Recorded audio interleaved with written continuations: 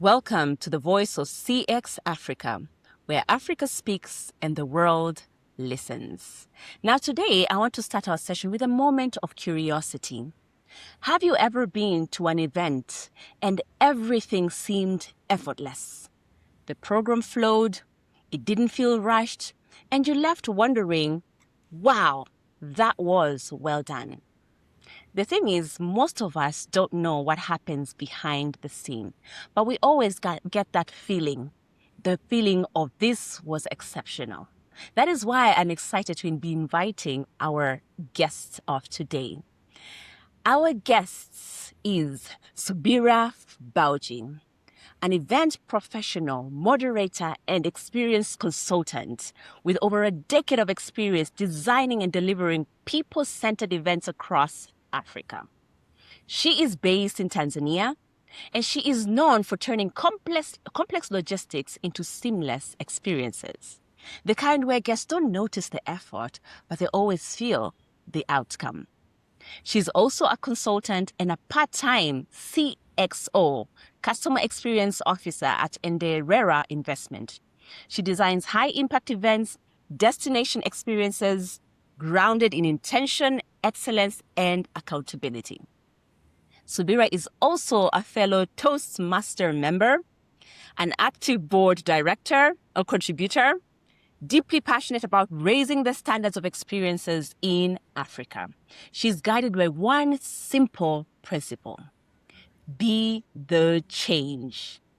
Subira, we are super excited to be having you at the Voice of CX. I will be your host, Laura Minda. Welcome to the show, Subira. Thank you, Laura. That was great. Thank you so much I'm humbled. Yes, we have a lot of steps to follow. Sure. So let's dive in easy. I want us to go back to where or why did you get into the event space? Okay, so when I really don't remember because it's like I grew up in, I was always in events, whether it's at home, whether it's a conference. I was always in some meeting, some conference with parents or uncles or friends. Even during my university years, there was always an event, whether I'm doing repertoire work, or I was doing ushering work. So there was always something I was doing in the event space. And then I decided, oh, I think this is my space. You know, you get so annoyed when something is not smooth, especially registration processes. They're stressful. Like, no, let me try this and be the change. That's how I got in this space. And so, over the years where you've been in this space, what's one of the biggest lessons you have taken away as an experienced event organizer? I think the biggest thing I've taken away is the audience or people who attend events don't need to know about the process. Once they get a hint of the process, there's something you've done wrong. There's something not done right. Yeah. Okay. So, because, as guests, when we go to an event, like you said, we don't really know the process. We just get that feeling that something was either well organized or it was disorganized. Now, can you tell us what really goes behind the scenes? How do you ensure that guests walk away feeling like, wow, this was exceptional? Okay, so first of all, it needs to be more human centered when planning. So, for example, you're going to arrive at a gate on entrance. You might have a security check, all that. Then you have to register. So, when somebody's registering as a guest or a delegate, how is the process? Do you feel human? First of all, if you have any disability, do you feel that you were included? There's issues of finding your badge, finding your name. We don't want to trigger any emotional thing in somebody like, oh, they can't find this. So it needs to have a smooth flow from when you enter, whether it's from security to the registration process. You enter, there's normally a photo booth banner where you feel, how you feel inside, for me, is what matters more as a human until you arrive on your chair. That is normally like allocated to you for you to enjoy the event, whether it's a conference, whether it's a meeting, a board meeting, or a summit, whatever it is. I focus on corporate events. That's why I'm focusing on that. Yeah. So even if it's a wedding, even if it's a social event, you still need to feel that. Yeah. Yes. I like the word that you use there. You want the guests to feel a certain way. So would it be correct if I assume that you intentionally plan these moments where people are supposed to get these certain feelings? Do you follow like a map, a customer journey map, and the emotional drivers at each point? Personally, when I'm involved, yes, I do, because I have to first visualize, okay, so what's the distance, for example, when somebody arrives, what's the process until they get to where they're supposed to be? Are they going to be hungry? So do we start with breakfast? Okay, if after breakfast, what follows? What are the small things in the program that will affect somebody? Will they get mad? You really need to map out everything. If they go to the washroom, how is the condition there like as well? Because all that actually affects. You don't want to have, especially women, we don't want to have where the mirror is dirty. Oh, I can't see myself. How is doing this? So there's always something we need to. I really try pay attention to details with the team. It's very important. Even the setup of every single branding has to be, somebody has to feel it. Mm.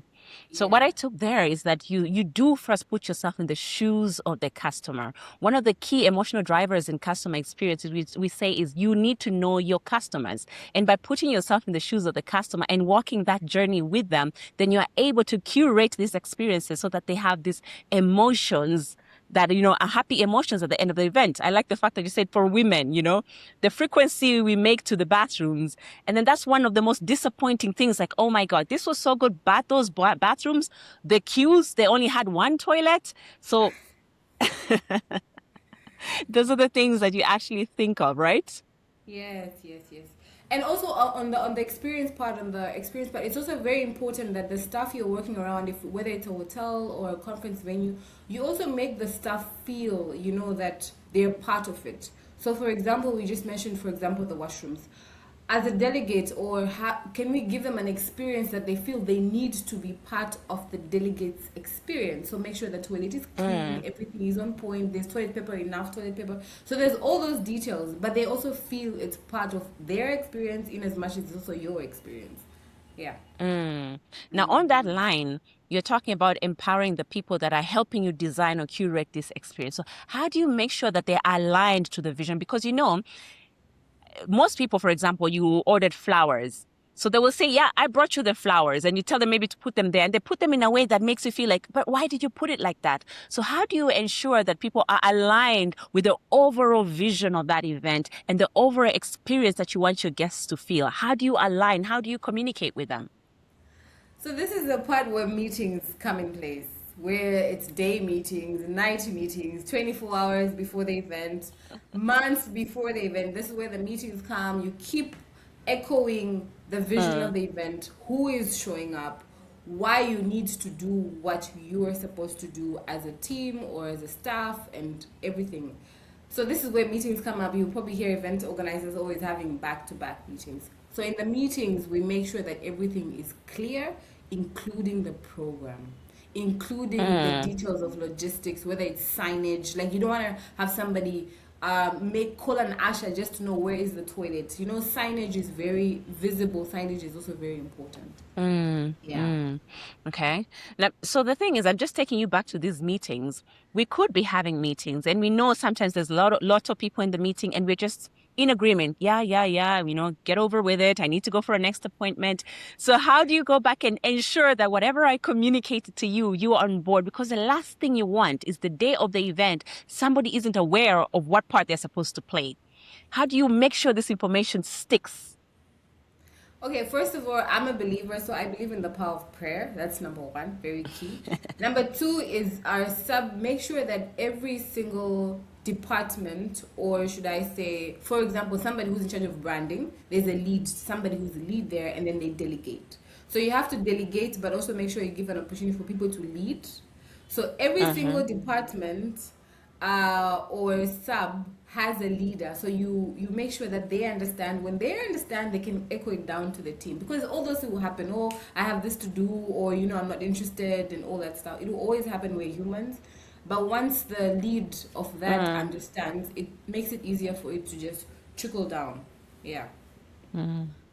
So what I'm getting from you is you have to have intentions behind every experience that you're going to be You delivering to cannot your avoid it. You guests. can't avoid it. You can't avoid it.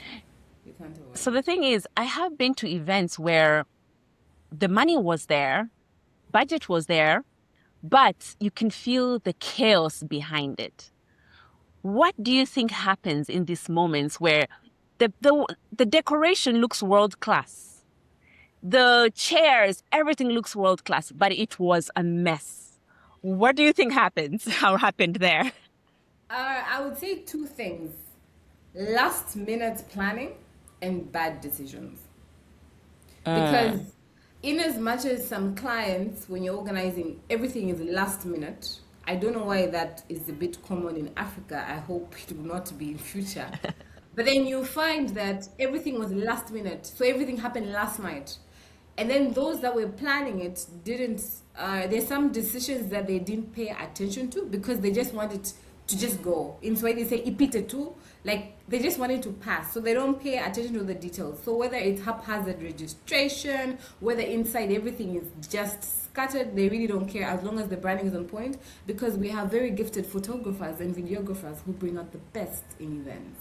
Yes.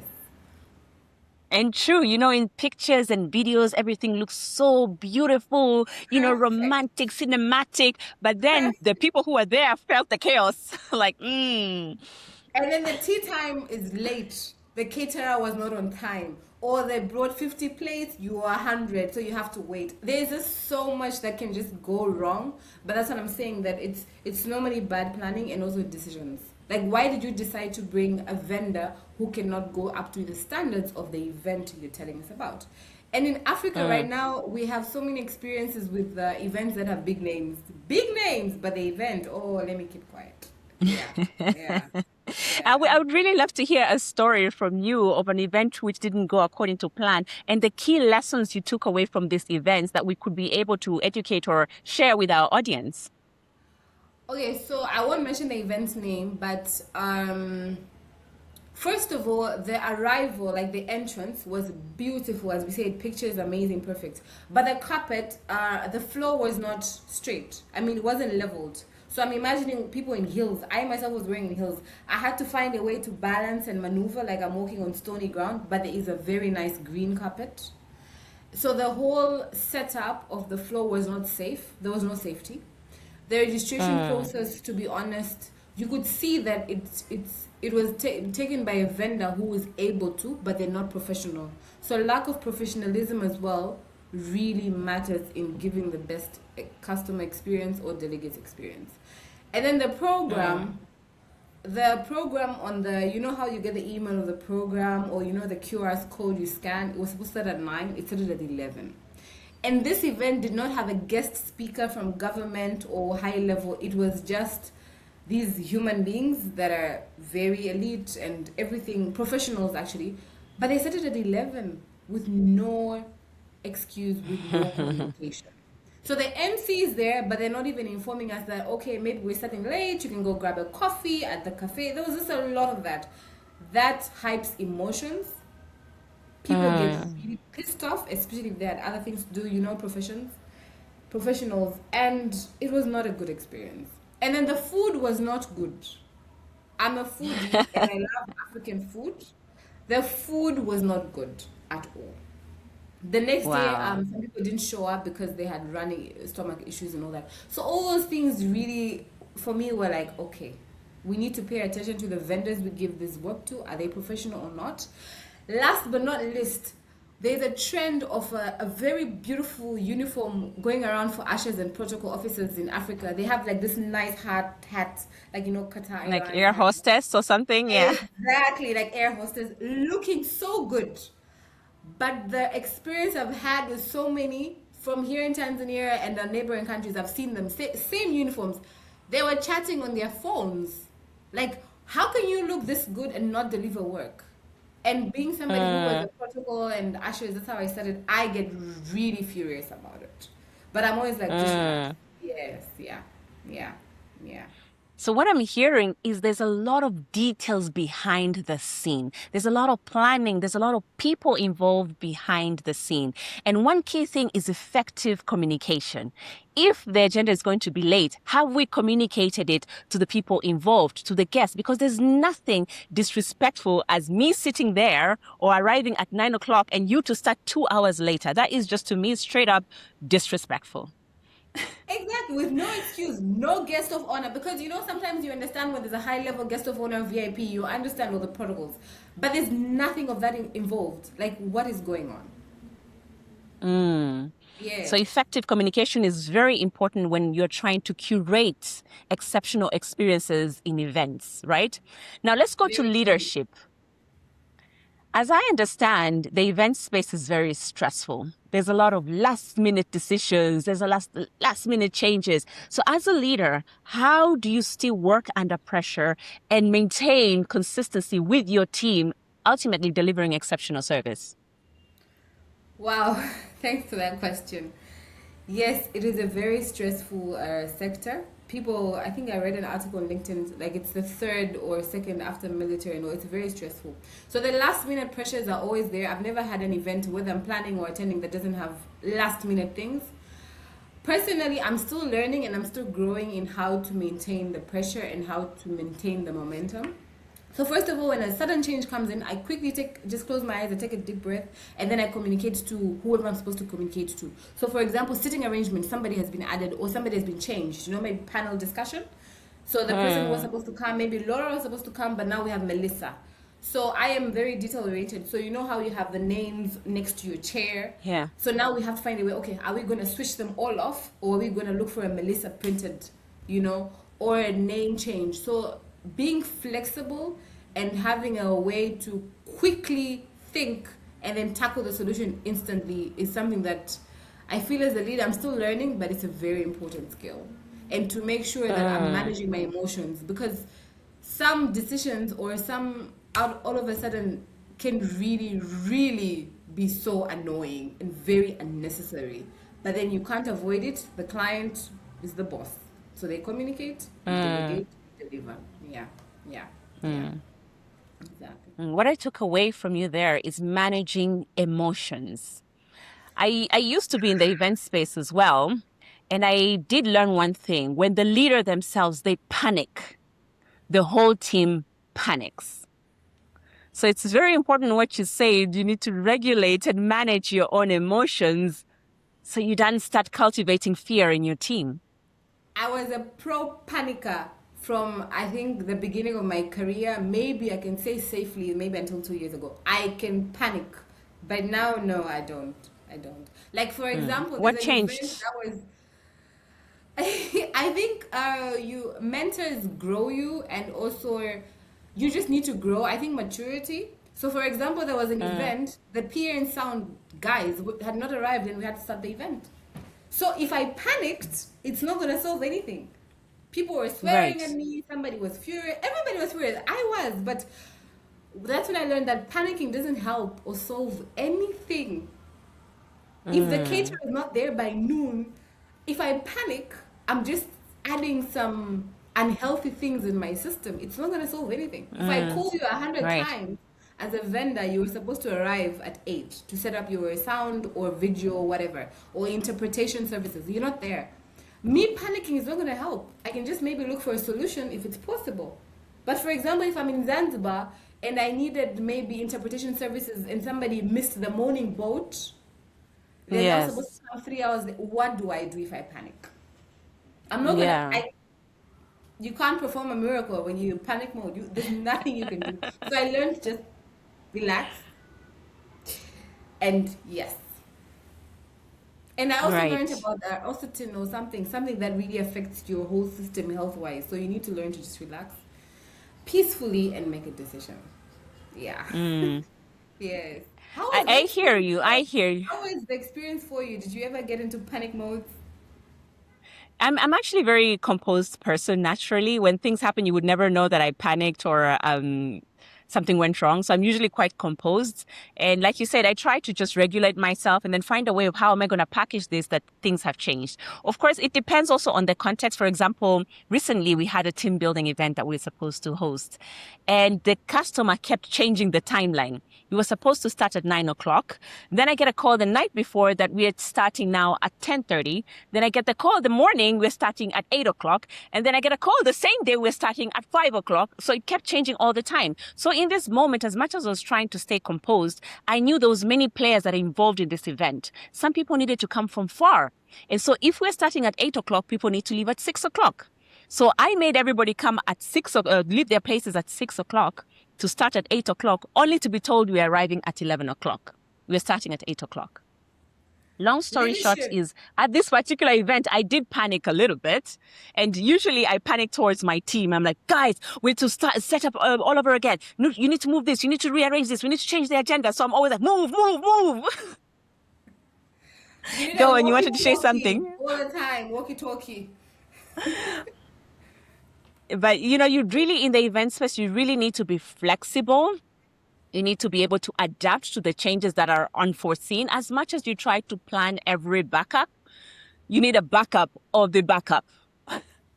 Yes, that's very true. And it's also something, just to mention, it's also something that I'm continually learning, that you need to be flexible. So, for example, coming from the planning and behind the scenes and now to the stage, even as an MCO moderator, there's a lot of changes that happen even on the program, you know.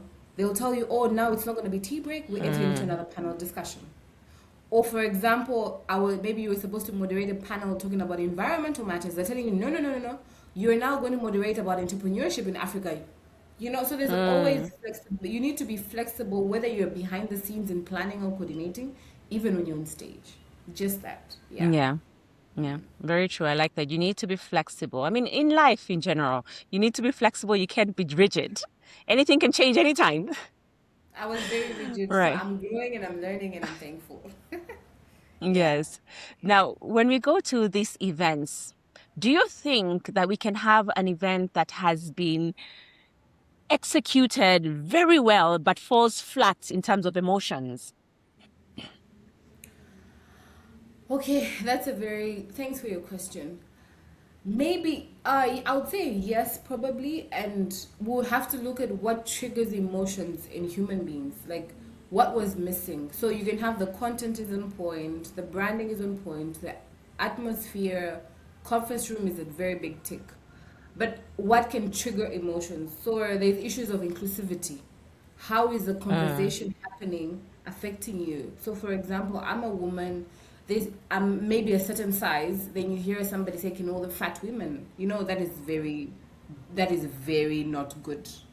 So I think, yes, like there's a way that people can trigger an emotion, like why are they calling tall people, you know? So, oh, us short people, you know, so there's always something that can trigger emotions and something that is personal.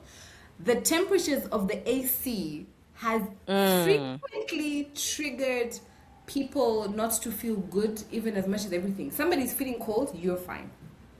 So your neighbor is complaining that it's cold, but you are so happy that the temperature is 18 degrees and it's constant the whole day. So this person mm, can trigger you getting annoyed because they're telling you, "Oh, I'm feeling cold. Are you not feeling cold?" mm, They're human beings that, mm. I think extroverts, they're human beings that just like talking, like, you know, they can't just shut Yes. up. But it's fine. And then the other thing is creating a safe space. So everything can be there. But then the flatness, is it a safe space to have conversations, you know? What type of people Mm. are in the room? That can also, I feel, affect the emotions of people around in the room.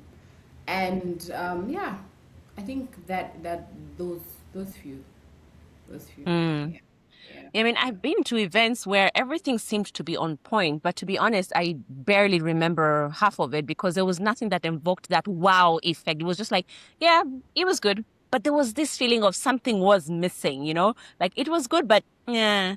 So how do you go about creating this wow effect that when I walk out of your event and I'm thinking, wow, I will never forget this? Thanks. Thanks for bringing that up. I actually like asking my designers, graphic designers, like, can you give us a wow factor? Like when somebody else, what's the wow factor about? No wow factor. It's not.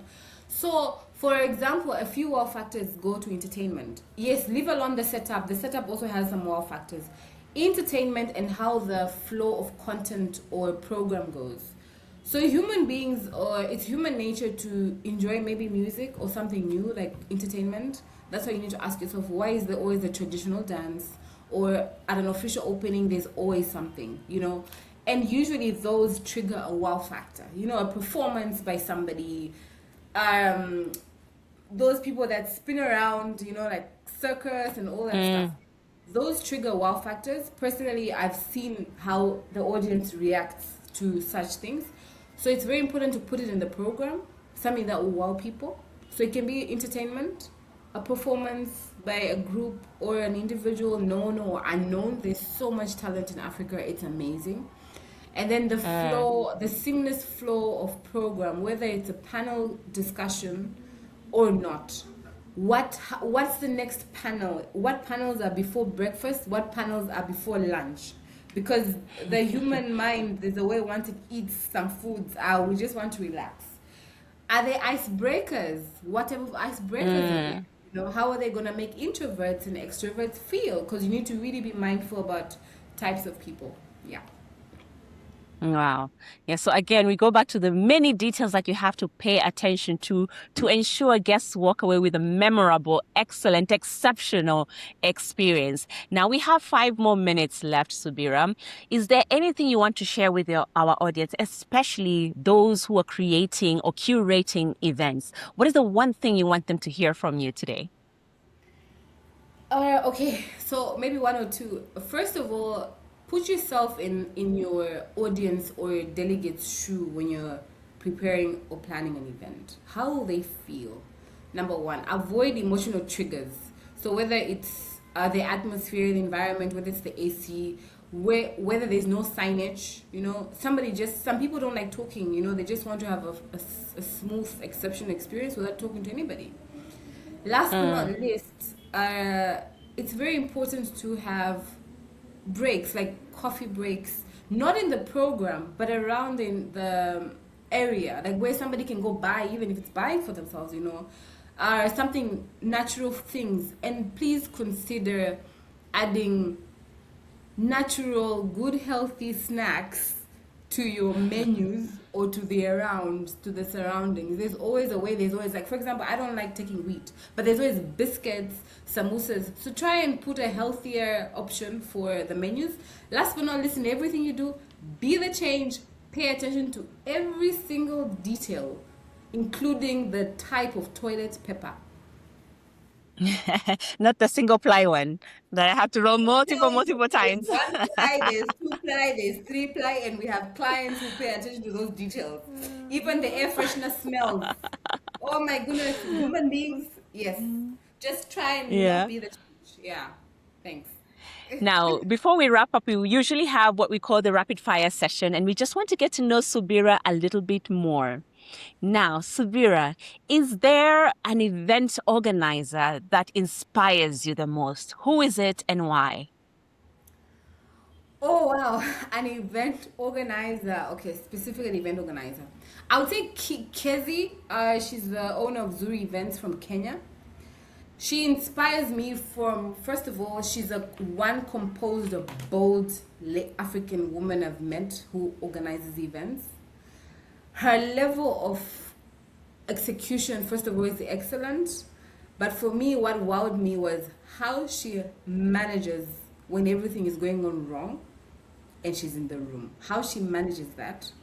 And then she has access, or should I say, she's taught me so much about the power of collaboration versus competition. Oh, nice. Something. She's the Azuri Events of Kenya. She's the organizer of the African Mice Summit.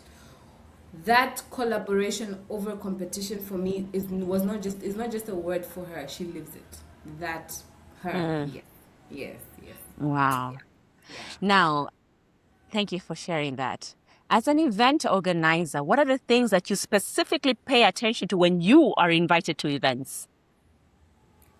Registration process.